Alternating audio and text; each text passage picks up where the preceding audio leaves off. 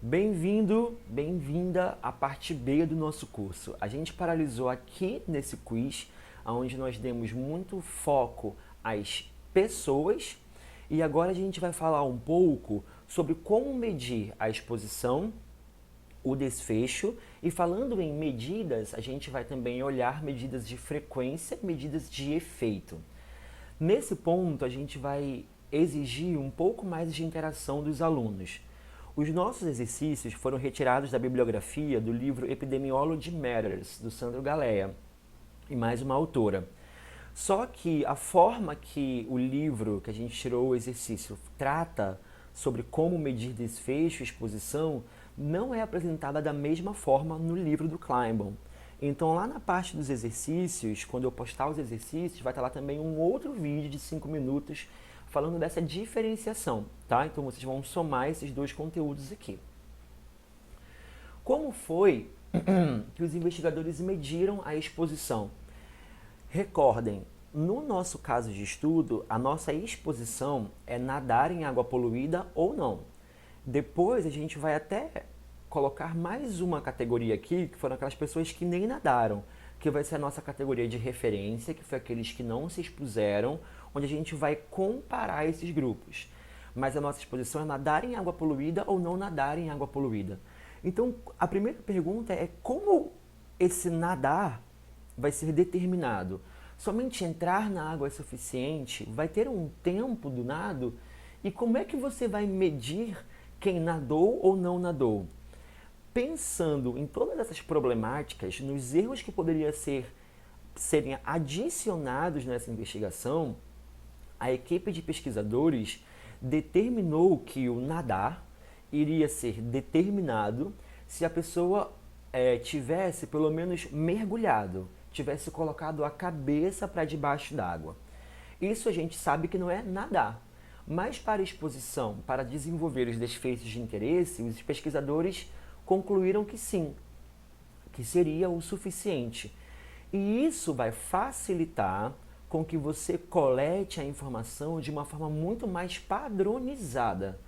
Porque ao você perguntar se a pessoa nadou ou não, a pessoa, como assim nadar? Nadar, fui até o meio do mar, voltei, fiquei dentro da água. Não, você mergulhou, você colocou a cabeça debaixo d'água, isso é muito mais fácil.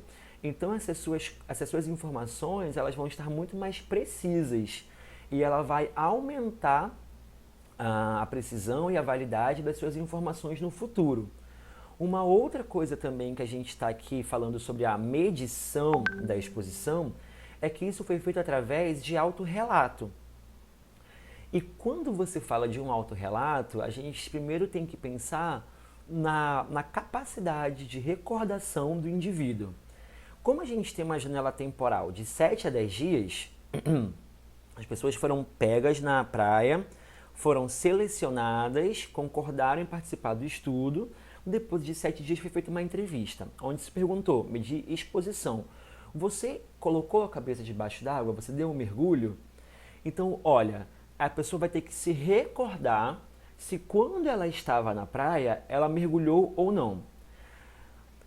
Não falando dessa dificuldade de determinar mergulhar, nadar, vamos pensar só na memória. Quando a gente está fazendo investigações onde você vai ter que confiar no relato da pessoa, esse é um viés muito comum de acontecer. Principalmente se você está medindo eventos que vão precisar de um longo tempo de exposição, uma exposição crônica, né? Nesse caso é uma exposição aguda, você foi à praia uma vez, mergulhou ou não mergulhou, uma vez ou várias vezes. Então a gente está tentando reduzir esse viés de memória, ok? Da mesma forma, a gente tem que pensar como que foi medido o desfecho. Nessa mesma entrevista, onde as pessoas perguntaram se a pessoa havia mergulhado ou não, foi perguntado também se a pessoa havia apresentado algum desses sintomas. É muito difícil uma pessoa ter apresentado um quadro como esse, que é fácil de se recordar, e não reportar. Só que se a gente for pensar nesse tipo de desfecho, você poderia pedir das pessoas um atestado médico ou um comprovante de ida ao hospital. isso estaria ali aumentando a sua precisão, a sua acurácia dos resultados. Só que em muitos desses desfechos aqui, muitos indivíduos não vão procurar um atendimento especializado ou numa clínica de saúde. Então, ficar em casa e se tratar é possível nesse caso. Então, vejam como essa decisão do como medir, ela sempre vai levar em consideração dados que sejam precisos, que sejam válidos e que também sejam fáceis de coletar padronizadamente, ok? Então a gente estava falando, a exposição ela foi colhida ao nadar ou não através do autorrelato por ligação. O desenvolvimento do desfecho também foi feito da mesma forma, através do autorrelato durante a entrevista. Então eu não estou errando, se é que eu erro nessa minha forma, mais para a exposição e nem mais para o desfecho. Então vai ser tudo igual, esses erros eles vão se anular, porque tanto para a exposição como para o desfecho eu estou usando a mesma técnica. Então se eu estou deixando de fora, eu estou deixando de colher informações por causa da técnica que eu escolhi, que é o autorrelato, quando eu for colocar tudo isso nas minhas medidas de frequência, elas vão se anular. Porque se é que esses erros ocorrem, eles ocorrem na mesma medida tanto na exposição como no desfecho. Lá mais na frente, a gente vai verificar que esse nível de exposição, já vou logo adiantar aqui para ficar mais fácil e não perder, da poluição da água, ele foi feito através de testes laboratoriais. No mesmo momento que os entrevistadores estavam coletando o grupo, perguntando se as pessoas concordavam em participar ou não, uma outra equipe estava coletando amostras da água, ao mesmo tempo que estava acontecendo a entrevista, no ponto médio da praia, e depois essa amostrinha aqui de água foi enviada para o laboratório para ser analisado a concentração de poluentes. E aí, se de acordo com as legislações do país tivesse uma quantidade abaixo de um limiar, essa água era considerada não poluída. Se tivesse acima do limiar, essa água era considerada poluída. Então vejam, a nossa exposição, a gente tem duas medidas aqui. Uma é nadou ou não nadou, que a pessoa vai dizer, sim, mergulhei, coloquei a cabeça debaixo d'água. A outra, que é se a água é poluída ou não, vai ser feita através de testes laboratoriais, que vai dar uma concentração de poluentes, só que os investigadores decidiram dividir esses poluentes em duas categorias só: poluída acima do limiar ou não poluída. Todas essas decisões que são feitas previamente no estudo, elas são sentadas e acordadas, sempre com a equipe de investigação, os especialistas no tema, para você não infligir um erro, não cometer algum erro metodológico, que vai acarretar lá na frente em vieses, tá bom? Então sempre tenham isso na mente de vocês.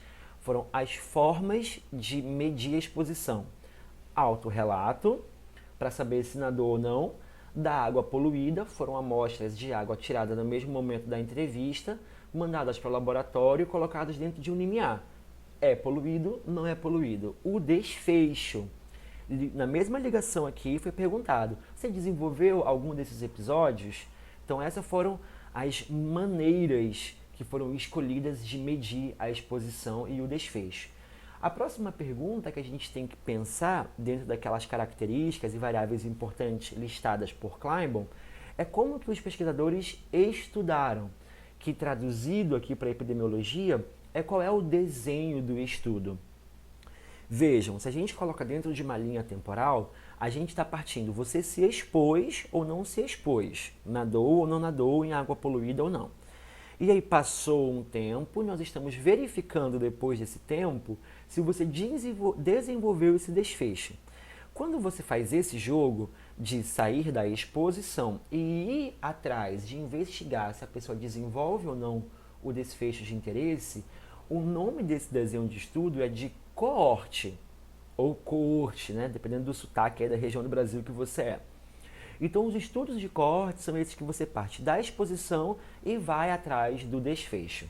Você pode acompanhar as pessoas de um momento para frente, então vai ser uma coorte prospectiva, ou você pode fazer medir a exposição no momento e investigar se no passado aquela pessoa já desenvolveu o desfecho, que vai ser uma coorte retrospectiva, tá? A gente tem ainda outros modelos de estudo, outros desenhos de estudo clássicos, que são o caso-controle e o seccional. Falando da coorte, essa nossa coorte, ou coorte, pode ser fixa ou estacionária. Fixa ou estacionária são sinônimos, que é justamente o que a gente está fazendo. Entrevistou as pessoas, aquelas pessoas, elas eram elegíveis para a nossa exposição, elas entraram dentro dessa sacola, que vai ser a nossa amostra. Depois, quando eu vou ligar para saber se as pessoas desenvolveram ou não, aquelas pessoas que não me atenderem, que se mudaram de Sydney, ou que arrumaram outro emprego, qualquer outra coisa que faça alguma mudança da característica aqui, elas não vão sair, a não ser que elas não me respondam, né? Que ela não vai estar entrando na minha amostra final. Mas eu não permito que ninguém mais entre. Essa é a grande característica da coorte fixa, que é sinônimo de estacionária em algumas bibliografias. Por quê? Existem algumas outras coortes, que são as coortes dinâmicas, onde você vai permitir esse trânsito. Pessoas vão poder desenvolver o desfecho, ela sai, depois aí se mudou, ela vai sair também. Outras pessoas podem entrar. Você permite esse fluxo, essa coorte dinâmica, para você não perder muitos sujeitos. Então essa é uma diferença, tanto que está aqui nesse quadrinho, ó, a coorte fixa não permite a entrada de novas pessoas e as acompanha por um tempo. Na dinâmica você vai permitir que novas pessoas entrem e você vai modificando ali em cada ponto a sua quantidade de indivíduos. No estudo de caso-controle, você vai fazer o inverso da coorte. Você vai começar pelo desfecho e vai investigar os níveis de exposição passada. O exemplo que eu posso dar aqui é se você está investigando doenças respiratórias e você está num hospital, numa ala de internação. Dentro de um hospital, as pessoas já desenvolveram um desfecho. Então você pode comparar pessoas que desenvolveram síndrome respiratória aguda grave e pessoas que tiveram um outro desfecho aqui de doenças respiratórias. Então essas duas pessoas desenvolveram desfechos, elas já estão ali com o nosso interesse ocorrido e você vai investigá-las através de entrevistas, de prontuários médicos, a que elas se expuseram ou quanto elas se expuseram para poder ter desenvolvido aquele desfecho. Quando você faz esse inverso da coorte, você está fazendo um estudo de caso-controle. E o estudo seccional, ele funciona dessa forma, ó. Digamos que aqui é o fluxo do tempo, né? Essa linha temporal que a gente vive. Então, né, já expliquei a coorte, já expliquei o caso-controle. No estudo seccional, você vai pensar um momento aqui, uma secção, você vai seccionar esse tempo, você vai olhar para ele e nesse mesmo momento aqui, você vai medir tanto o desfecho quanto a exposição.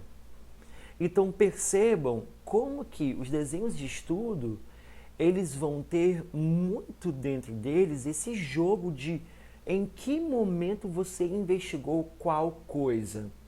Por isso que quando você estiver diante de uma questão, de um exercício, de uma investigação, quando você for parar para pensar qual é o desenho de estudo que eu vou poder fazer, ele sempre vai ser determinado sobre como você vai fazer esse jogo temporal. Se você começa da exposição e vai investigar o desfecho, coorte. Se você já começa do desfecho e vai investigar a exposição, caso-controle. Se você pega um único momento e ao mesmo tempo, naquela mesma janela temporal, já está medindo a exposição e também o desfecho, é um estudo seccional. Cada um desses desenhos vão ter formas de medidas, porque eles são muito diferentes entre si. E além disso, da exposição, do desfecho e também do desenho do estudo, nós temos ainda as variáveis de ajuste. Então lembra lá que eu falei que vai ser a coleta da água, as análises da amostra, quantas medidas tomar? Essas três primeiras perguntas aqui estão falando das minhas variáveis de ajustes para poluição. para verificar se vai existir, se tem diferença só nadar, nadar em água poluída ou não, não nadar. Então tudo isso aqui foi feito através desse jogo de amostras que eu já expliquei para vocês. Outras variáveis que a gente vai ajustar vão ser as variáveis de ajuste do indivíduo, que o estudo original está ajustando para a idade e para o sexo.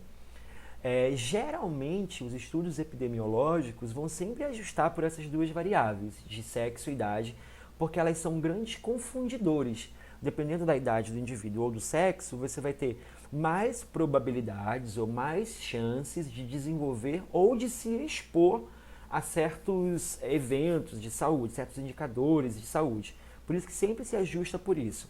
Pensando em infecção, a idade faz muito sentido, porque organismos mais frágeis ou em estado de maior vulnerabilidade, crianças muito jovens ou adultos muito já maduros, vão poder apresentar esses sintomas ou se infectar e apresentar os sintomas com mais facilidade.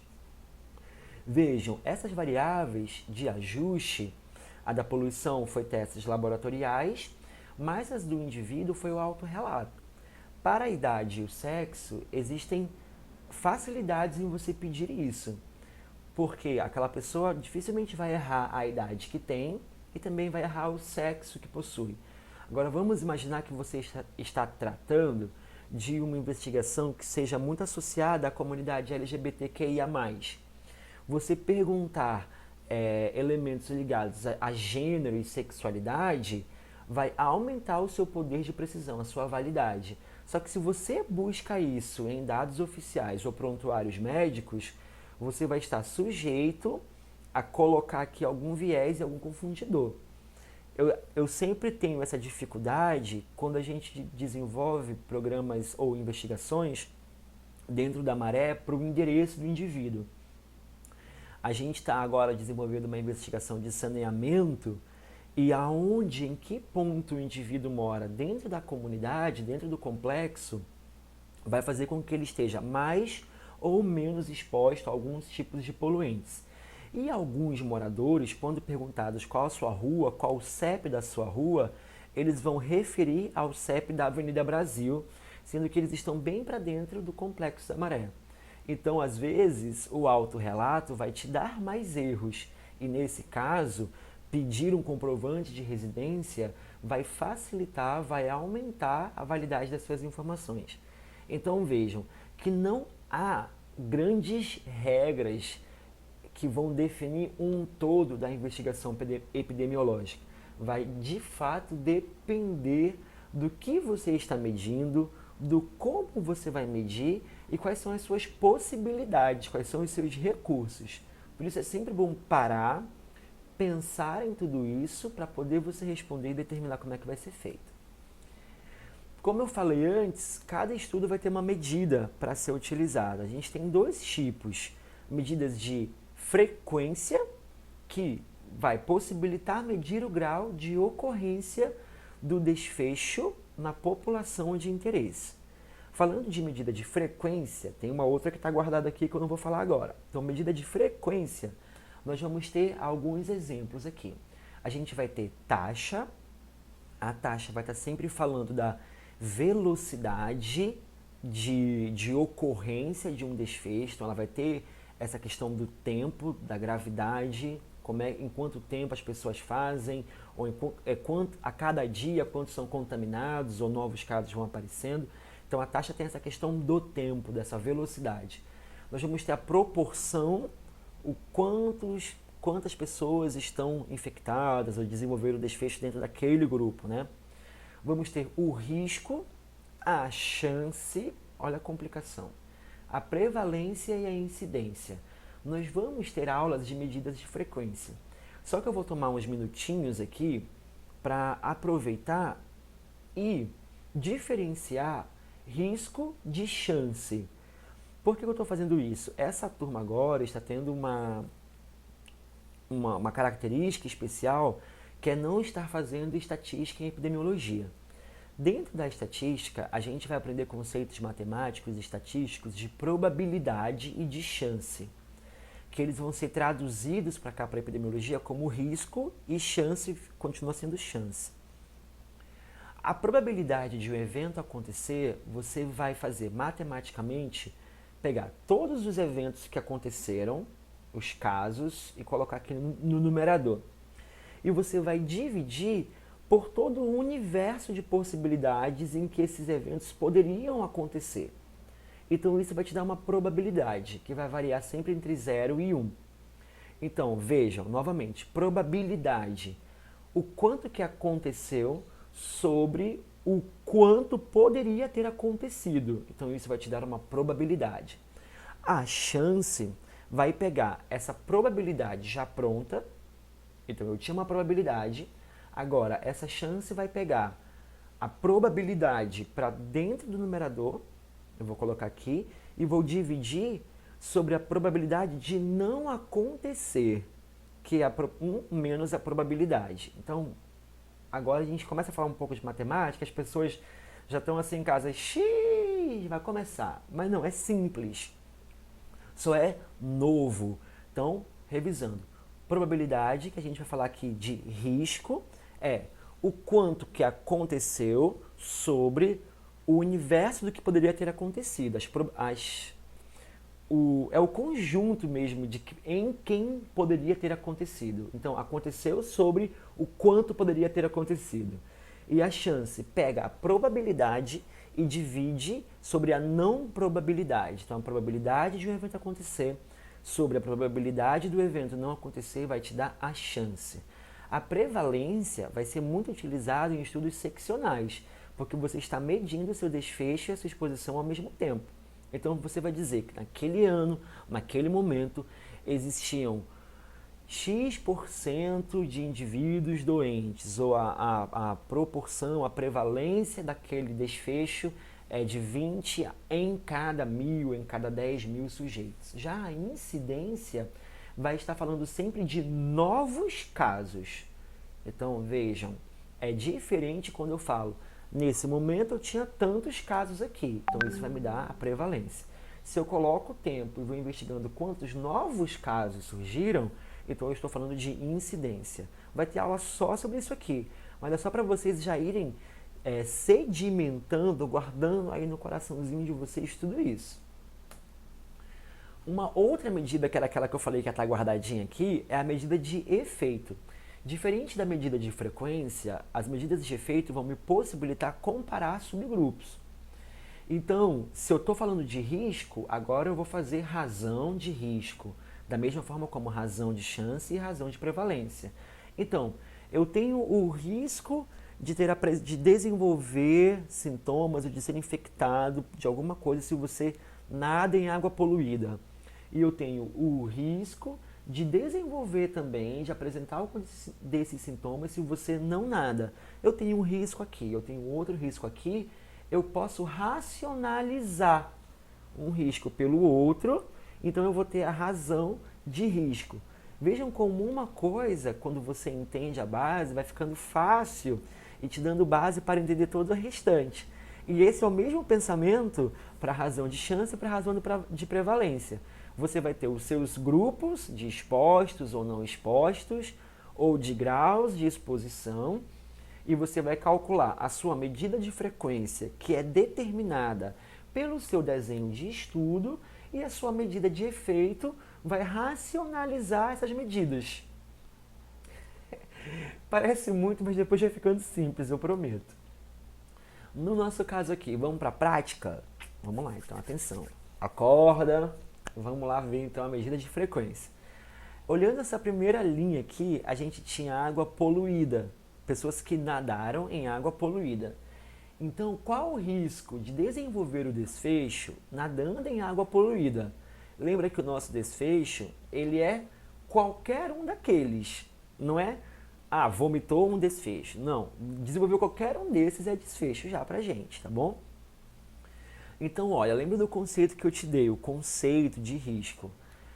Eu tinha 154 pessoas dentro desse universo aqui, dos que nadaram em água poluída. Então, essas são as possibilidades do evento acontecer, 154.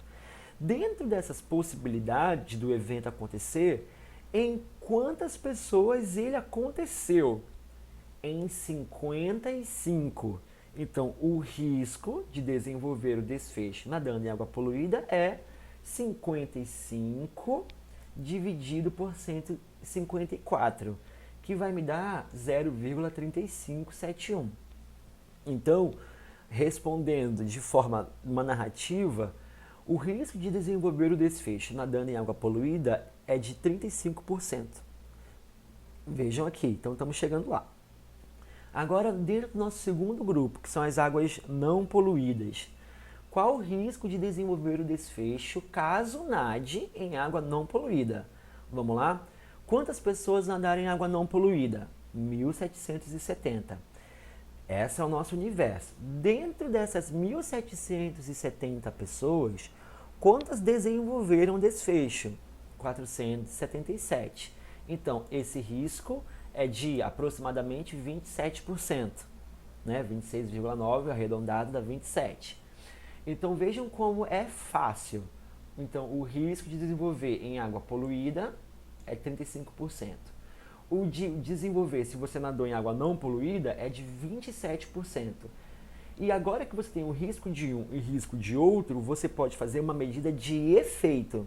Que foi o que eu falei, tem um risco aqui, vou racionalizá-los. Vou fazer a minha razão de risco. Eu dividindo uma pela outra, eu vou ter a minha razão de risco de 1,33. Agora, atenção, olha aqui para mim. Em geral, a gente pode dizer, didaticamente, que as medidas de efeito, elas sempre vão estar tomando como parâmetro o número 1. Então, as medidas de efeito, se elas derem abaixo de 1, se elas derem entre 0 e 1, essa exposição do meu estudo, ela é protetora. Então, se eu estivesse calculando isso aqui como a gente está agora, e a minha razão de risco tivesse dado menos que 1, eu poderia dizer, se biologicamente fizesse sentido também, que nadar em água poluída protege para isso. Então, quando cai essa minha razão entre 0 e 1, é porque essa minha exposição é protetora para o desfecho. Quando essa minha medida de efeito, nesse nosso caso, razão de risco, ela está se distanciando do 1, e aí ela vai tender para o mais infinito, ela aumenta o risco. Ela vai fazer com que você desenvolva mais. E como que a gente vai ler isso aqui? Nós não estamos comparando o risco de um grupo pelo risco de um outro grupo, que no caso aqui é o exposto sobre o não exposto, nadou em água poluída e nadou em água não poluída. Então, quando você vai apresentar, você vai narrar essa medida aqui, ela é traduzida da seguinte forma. Existe um risco aumentado de desenvolver sintomas de doenças infecciosas ou se infectar com alguma doença de 33% a mais quando você compara pessoas que nadaram em água poluída com aquelas que nadaram em água não poluída. Aqui começa os grandes erros dessas duas últimas duas turmas que eu acompanhei. Nessa minha interpretabilidade, da minha razão de risco, a gente tem 3 coisas. Pensa assim que eu tenho ensinado. A gente tem que falar da medida que a gente está utilizando, da medida de efeito. Essa medida de efeito aqui, ela é extremamente dependente do seu desenho de estudo. Então, se a gente está falando de coorte, vai ser risco, ok? E essa minha medida aqui, ela tem que expressar esses 2 grupos que eu estou comparando. Os meus expostos e não expostos. Eles têm que estar claro nessa resposta.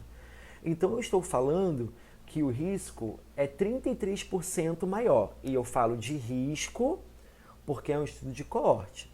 Só que esse risco ele é maior em 33% quando você compara quem? Quando eu estou comparando quem nadou em água poluída contra ou com quem nadou em água não poluída. Então, não é preciso decorar, é só preciso você olhar o seu quadro. O risco de desenvolver em quem nada, 35%. O risco de desenvolver em quem nada em água não poluída, de 26%. Quando você faz a razão de risco, você tem que colocar toda essa linguagem. Então, vamos lá de novo. O risco de desenvolver, de se infectar por doenças infecciosas ou apresentar sintomas de infecções é 33% maior em pessoas que nadam em água poluída comparado às pessoas que nadam em água não poluída. É longo? É, mas não é difícil. Percebam como funciona, tá bom? Então lembra dos três.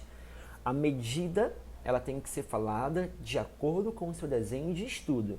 E ela tem que comparar o seu grupo exposto com o seu grupo não exposto. E aí você vai ser feliz da vida. Agora pensa assim, essas medidas que a gente está falando, que existe 33% a mais de risco, não é de chance. Se você está falando de chance, você já errou, porque a gente não está falando de caso controle, tá bom? Elas possuem algum viés? O viés, eles são erros que você comete voluntariamente ou involuntariamente. E eles vão acontecer classicamente na seleção dos indivíduos ou na coleta das informações. Podem acontecer ainda de erros que não são associados a como você seleciona e nem a como você coleta a informação. Eles já estão presentes na população, tá? Eles já estão ali naquela sua problemática, que são os confundidores, tá ok? Então, por exemplo, quando a gente está falando da idade, do sexo, do nível de poluição da água, são variáveis de ajuste. Nós vamos ajustar essas nossas medidas de efeito através de estratificação ou de modelos matemáticos, nós vamos ver isso na próxima parte, para essas variáveis. Existem outras variáveis. Agora pensa no seguinte, eu estou falando que o confundidor não está em como você selecionou os indivíduos e nem como você coletou as informações. Ele já existe. Então, por exemplo, morar em área de saneamento ruim, que tem índice de saneamento ruim, pode ser um confundidor. Da mesma forma também como se você já tivesse nadado em semanas passadas, isso poderia confundir a nossa análise. E é por isso que na entrevista eles perguntaram das pessoas, você já tinha, na entrevista não, na seleção da praia, eles perguntaram, você esteve na praia nessa última semana? Se a pessoa tivesse respondido que sim, essa pessoa já saía fora. Porque imaginemos, eu estou aqui em uma praia, essa praia está limpa. Eu peguei a amostra e aquelas amostras estavam sempre não poluídas. E mesmo assim eu desenvolvo o desfecho. Só que eu, há uma semana atrás, tinha me banhado em uma praia já poluída. Então isso está presente já na população, né? Então seria um confundidor. Da mesma forma também os meus hábitos alimentares. E aí confundidores vão estar sempre pensados nessa forma de quem é a sua população, de o que você está investigando, tá bom? Para a gente falar de viés, a gente vai passar para a parte C já. Então vamos recapitular rapidinho. A gente falou sobre como você mede a exposição, como você mede o seu desfecho, quais são as variáveis que você vai medir, vai pegar para ajustar. E falamos também das medidas, né, dos cálculos matemáticos, dos conceitos de frequência, que vai ter aquele slidezinho ali, das medidas de frequência, que começa com a taxa, a proporção, a incidência, o risco, a chance e a incidência. Ó. E depois vai ter a medida de efeito, que você vai comparar esses subgrupos, que vão ser as razões. A gente vai fazer naquele videozinho dos exercícios um breve resuminho do como que essas medidas de exposição e desfecho podem ser tiradas e tomadas, contínuas, binárias, não binárias, ordinal, tá bom? Então, faz um intervalinho rapidinho e já vem logo para a parte C do curso. Até logo!